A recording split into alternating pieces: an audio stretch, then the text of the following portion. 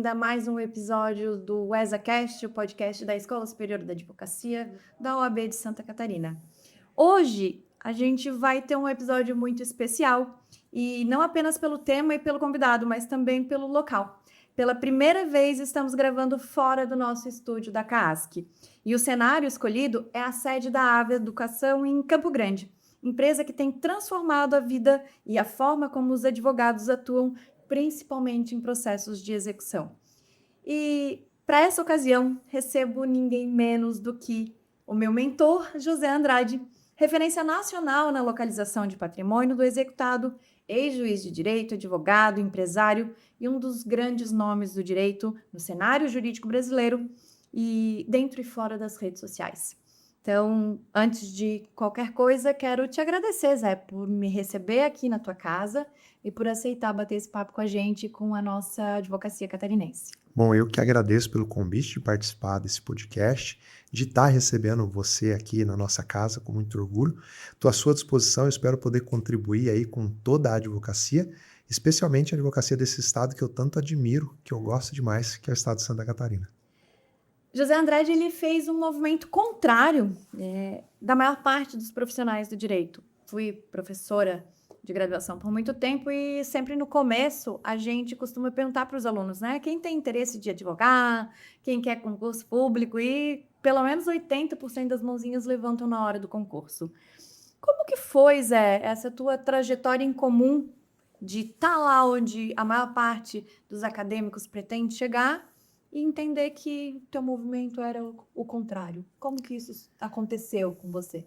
Bom, para mim, a vida ela é feita de ciclos.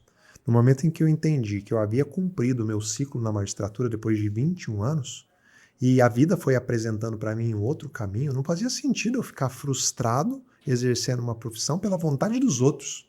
A minha vontade eu já havia concretizado. Eu não venho de família de jurista, então aquilo foi verdadeiramente uma conquista ter passado no concurso, e o fiz inspirado por grandes juízes. Vivi 21 anos, a vida me mostrou o caminho da docência, o caminho do empreendedorismo, e eu ia ficar ali, vítima, refém, amargurado, esperando bajulação, status, penduricário? Não, pulei em busca do meu sonho e aqui estou muito feliz. E qual que foi o momento decisivo, assim, que fez você perceber que, não, esse não é mais o meu lugar? Já fechei esse ciclo, tá na hora de ir pro próximo. O que foi essa virada de chave? Bom, primeiro que eu estruturei a minha vida para poder sair. Eu não sou nenhum louco, né? Pelo menos eu tenho essa consciência, mas antes de deixar a magistratura, eu já tinha uma outra função, que era a função de docente, que com ela eu já conseguia, obviamente, bancar a minha estrutura familiar, as minhas despesas, então eu fiz essa preparação levou 2 ou 3 anos, e esse é o poder da internet. Se eu fosse falar no passado que eu ia deixar de ser juiz para ser professor, aí sim eu estaria louco, porque o professor sempre foi muito mal remunerado. Sim. E hoje com a internet você tem o poder da escala, né, de ter vários alunos, de poder ter uma boa e justa remuneração. Então eu fiz essa preparação. Ao lado disso, a própria magistratura, através do CNJ, começou a perseguir juízes que ensinavam. Ao invés de perseguir juízes corruptos, juízes que fazem tráfico de influência, o mote passou a ser, como assim, o juiz nas redes sociais aparecendo? Como se o juiz não tivesse algo a contribuir com a sociedade. E quando junta essas duas coisas e um terceiro elemento, que era a falta de tempo, eu já não estava mais conseguindo ser um bom juiz e ao mesmo tempo um bom professor, porque a gente só tem 24 horas, né?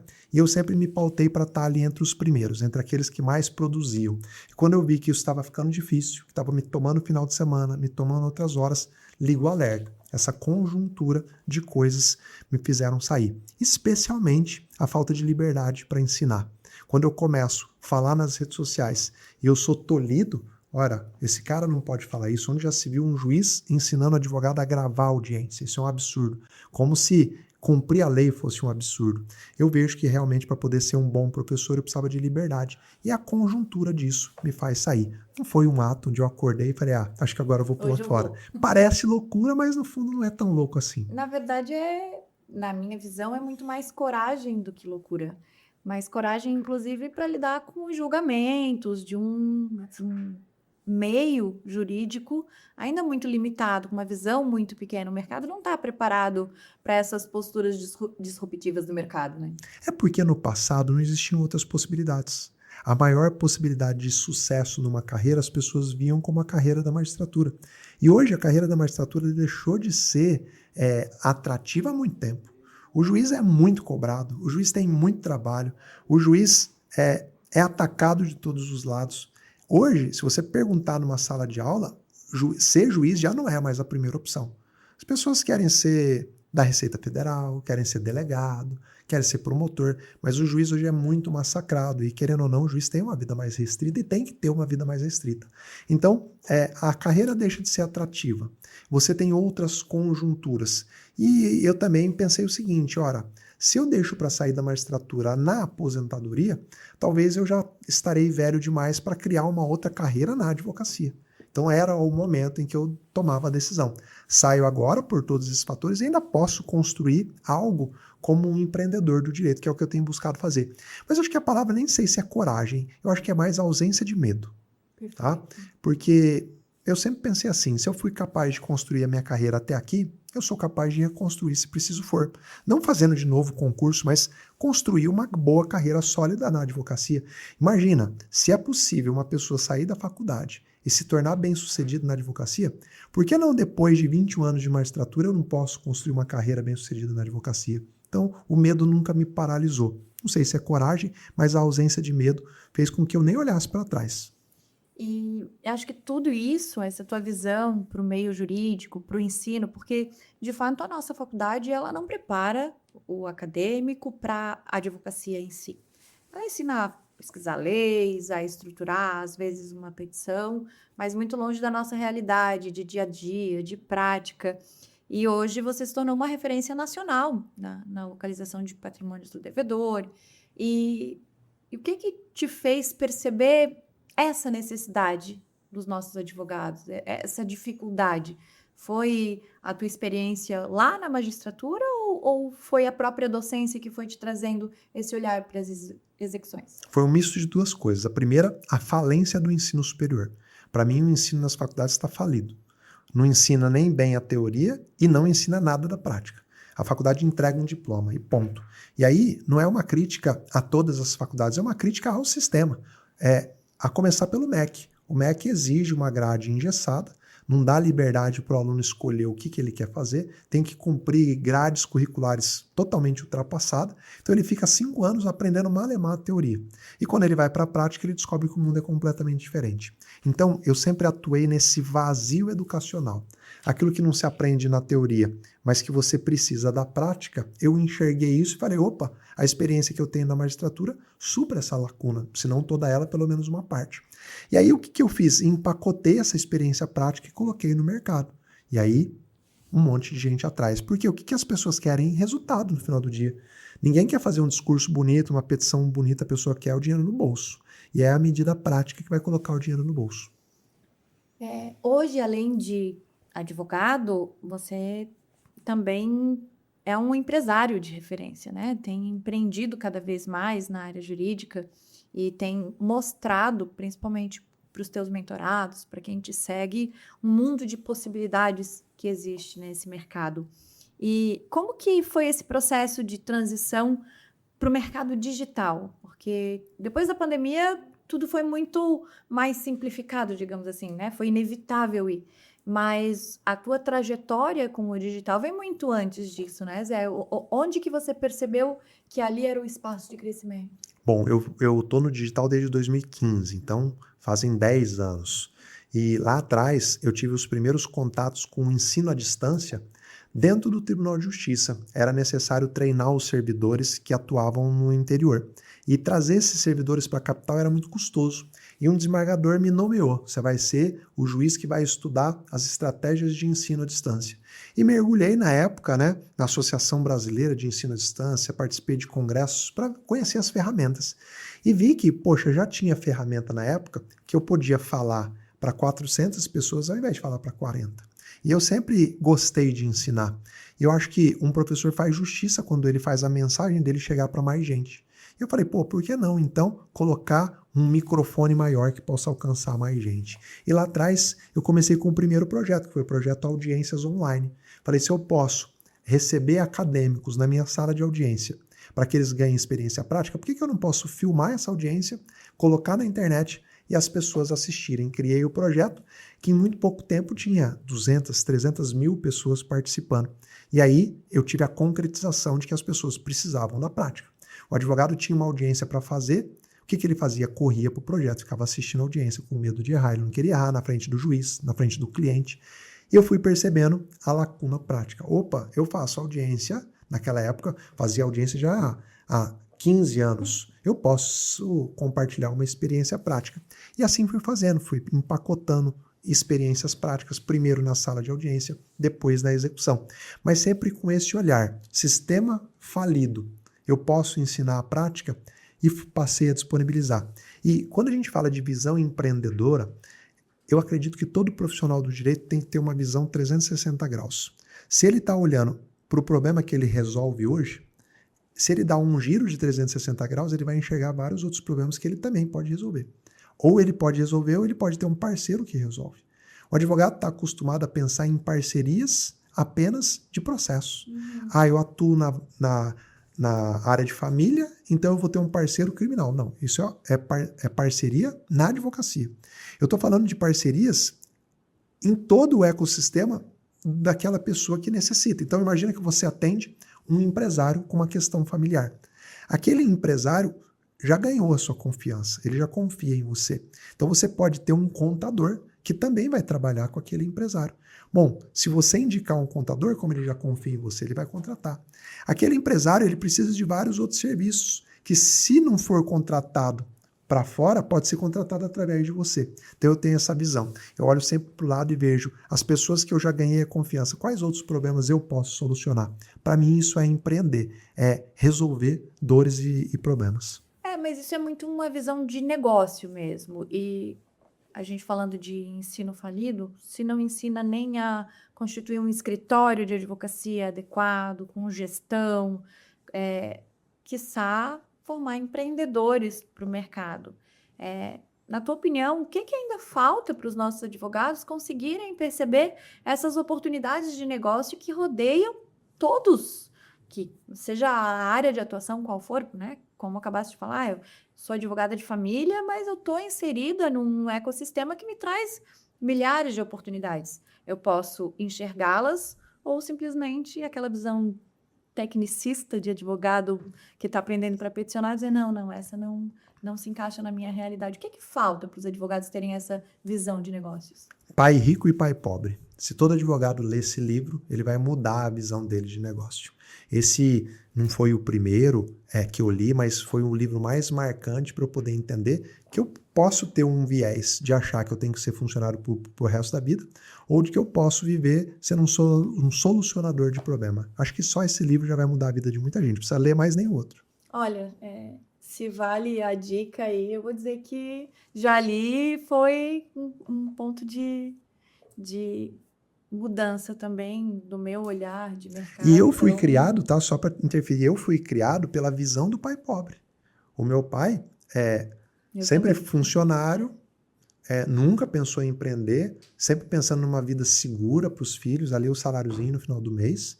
A ideia dele não era, poxa, eu posso mais, eu posso ter ganho exponencial, que foi também fruto da criação. Né? Então, se a gente se permite a fazer da nossa vida o que foi a vida dos nossos pais, não que tenha sido ruim, eu tive uma infância maravilhosa, nunca me faltou nada, nunca tive uma vida de esbanjar, mas nunca me faltou nada. Mas se a gente permite a viver como foi a vida dos nossos pais, através do conhecimento que eles tiveram, a gente não vai conseguir dar o salto quântico, que é o que a gente tanto deseja. Exatamente. Eu me vejo muito nessa experiência, claro, numa escala muito diferente, mas também fui servidora pública, concursada, e quando eu falei para o meu pai que eu ia pedir exoneração porque eu não estava feliz, parecia que o mundo ia acabar. Porque para a geração dele, ter um filho, funcionário público, estável, era o sonho de todo e qualquer pai, né? Hoje, felizmente, ele tem muito orgulho do que eu tenho construído, mas foi muito difícil. E sabe qual foi a reação do meu pai quando eu falei para ele que eu ia sair da magistratura? Meu pai tem 84 anos, então na época ele tinha 82. Ele falou, eu acho que você já devia ter saído faz tempo. Olha Eu só. confesso que eu fiquei surpreso, porque eu esperava o contrário, né? Sim. Falei, poxa, meu pai, 82 anos, vou sair da magistratura. Mas o pai, acho que ele sente, né, o coração dos filhos. Eu acho que ele já sabia, já sentia que eu já não me encaixava mais dentro da magistratura, que eu já queria romper todas as barreiras que são naturais da magistratura. Eu acho mesmo que o juiz não pode se expor tanto, eu acho mesmo que o juiz tem que ter reserva na fala, não o juiz professor, mas o juiz tem que ter reserva na fala, o que infelizmente a gente não vê na mais alta corte do Brasil, né? Às vezes juízes se manifestando publicamente sobre casos, mas o meu pai já tinha entendido que acho que eu tinha algo ainda mais poderoso para fazer, mas a resposta dele me surpreendeu. Vou te fazer uma pergunta agora que eu já até sei da resposta, mas como tá no roteiro, a gente faz, né? Se pudesse voltar atrás e fazer alguma coisa de diferente, teria mudado essa trajetória? Mudaria algo? Bom, com relação à minha decisão de sair da magistratura, absolutamente não. Talvez eu teria feito antes até, né? Mas a gente não é dono do tempo, então acho que tudo acontece da melhor maneira possível. Olhando como carreira, o tempo em que eu fui magistrado, eu fui um magistrado por inteiro. Eu fui absurdamente dedicado à magistratura, respeitando e recebendo advogados todos os dias, trabalhando de sol a sol. Inclusive, eu achava muito injusto as críticas que as pessoas faziam à justiça, porque a justiça que eu conhecia era uma justiça dedicada, que trabalhava, e a gente fica dentro da bolha, a gente não enxerga o problema.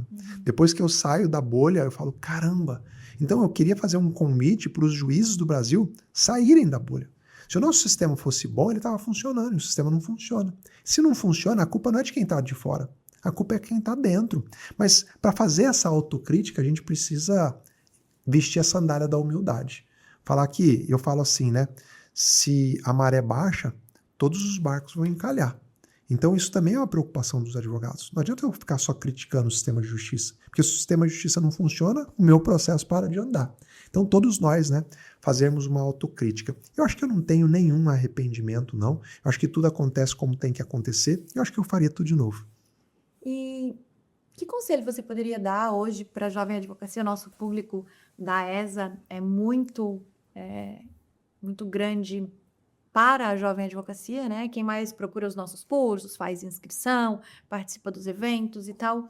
Mas muitos ainda acreditam que a magistratura é o topo da nossa carreira, é o que se busca, é o que vai trazer status, né? Qual conselho você daria para essa juventude aí? Bom, o principal conselho é estudar habilidades que estão fora do direito. Mesmo se você quer ser um bom juiz, um bom promotor, apesar e além de ter que estudar o direito, você tem que estudar habilidades que são correlatas. Você tem que entender de gestão, você tem que entender de marketing, você tem que entender de comunicação. Se você não entender disso, você não vai ser bom em nada. Você vai ser um burocrata, um juiz burocrata, um promotor burocrata e pode correr o risco de ser a vida inteira um frustrado, dando lá tratamento ruim para advogado, sentenciando de qualquer jeito. Você vai ser aquele motivo daquela pessoa que hoje você reclama. Então, estudar as matérias correlatas, especialmente a comunicação. Se você não sabe se comunicar, você não sabe se vender. Se você não sabe se vender, você não tem cliente. Zé, mas eu gosto de peticionar. Bom, essa é uma habilidade. Então, você vai ter que ter bons sócios que façam as outras habilidades. Achar que você vai ser um advogado autônomo com uma habilidade só, é só perder tempo e depois virar um frustrado fazendo concurso público. E aí, inevitavelmente, vai cair naquela vala da frustração e se eu pudesse dar um conselho para quem pensa em concurso público, pensa se realmente é a sua vontade o concurso público, porque na maioria das vezes é a vontade da família.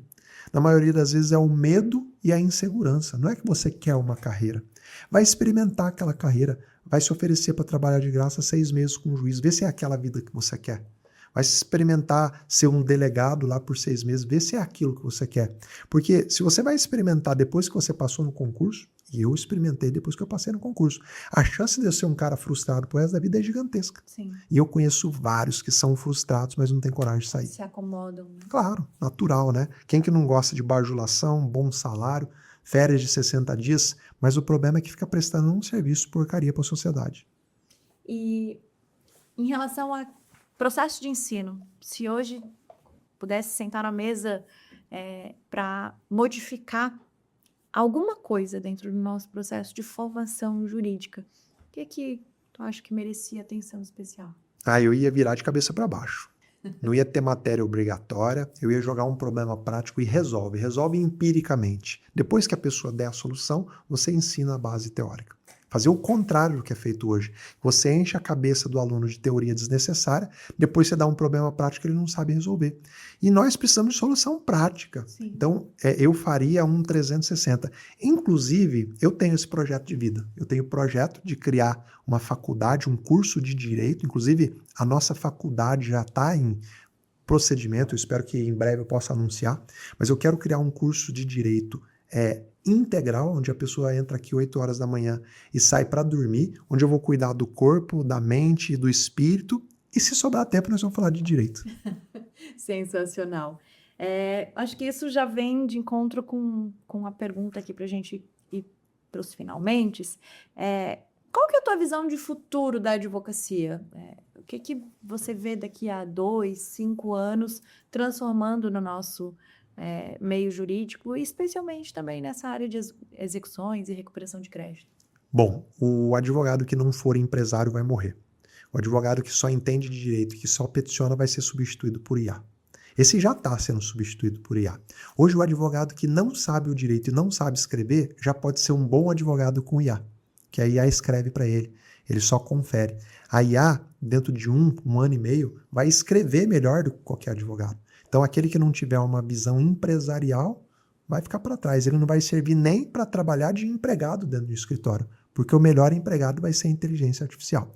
Então, ainda há tempo de você ter uma visão empresarial. Zé, traduz isso para a prática. Saiba se vender, saiba de gestão, saiba de finança, uma visão 360 de negócio. Saiba prospectar cliente online, presencial, da forma que for. Se você ficar com a cabeça no quadradinho fechado do mundo jurídico, já era, você vai ser passado por cima por um rolo compressor. Perfeito. Zé, a gente faz uma espécie de quadro que a gente chama de última instância. Aquelas perguntas e respostas estilo Marília Gabriela, assim, que responde com o que vem na cabeça, sem muita explicação, tá? Uma qualidade indispensável para um advogado. Persistência. Uma inspiração dentro e fora do direito. Minha mãe, com toda certeza, foi uma grande inspiração de pessoa que ajudava as pessoas. E dentro do direito, eu vou fazer justiça, uma pessoa que nem todo mundo conhece, mas que foi muito importante na minha vida, desembargador Gilberto da Silva Castro, o primeiro juiz que eu conheci, com quem eu trabalhei e que eu honro a vida dele. Amém. Um livro um livro que todo advogado deveria ler. Quem pensa enriquece, Napoleão Hill. Não tem nada a ver com direito, mas tem sobre enriquecer em todos os sentidos da vida. Um erro que te ensinou mais que qualquer acerto. Caramba! Eu cometi tanto erro na vida que agora você me pegou, viu? Mas eu acho que, às vezes, ser grosseiro na forma de falar com as pessoas. Às vezes eu tenho tanto desejo em fazer a coisa acontecer. Eu falo, às vezes, aqui na relação de trabalho, aqui na AVA, às vezes na vida, a gente quer tanto que as coisas aconteçam que eu acho que a forma como falar, às vezes, importa mais sobre o que falar. E muitas vezes eu errei sendo um pouco mais grosseiro do que deveria.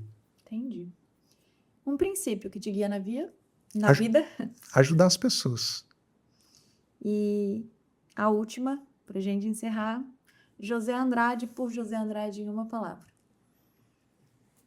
Resiliência. Acho que eu aguento porrada e vou aguentar muito na vida. Então, que assim seja, mas que não seja uma vida só de porrada.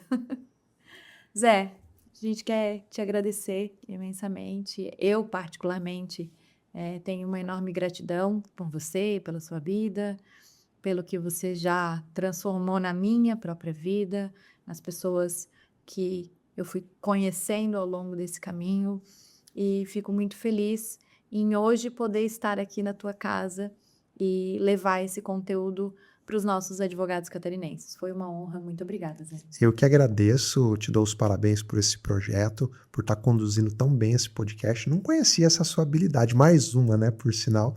Obrigado aí por toda a companhia, por tudo que você representa dentro dos nossos grupos de estudo. Você é uma grande inspiração, parceira de trabalho, né, temos trabalho juntos, e que esse podcast tenha vida longa e com certeza vai ajudar muita gente. Muito obrigado. Que assim seja.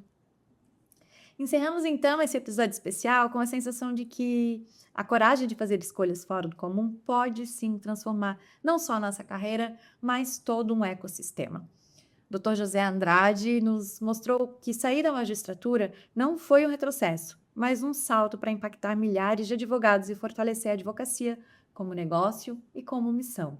A você que nos acompanhou, fica o convite. Compartilha com a gente esse episódio com os seus colegas, deixa seu comentário, suas sugestões. Lembra que a gente está esperando a sua informação de quem você quer ouvir aqui nesse podcast, quem você quer que a gente traga, porque o podcast da ESA é feito pela advocacia e para a advocacia. Nos vemos no próximo episódio.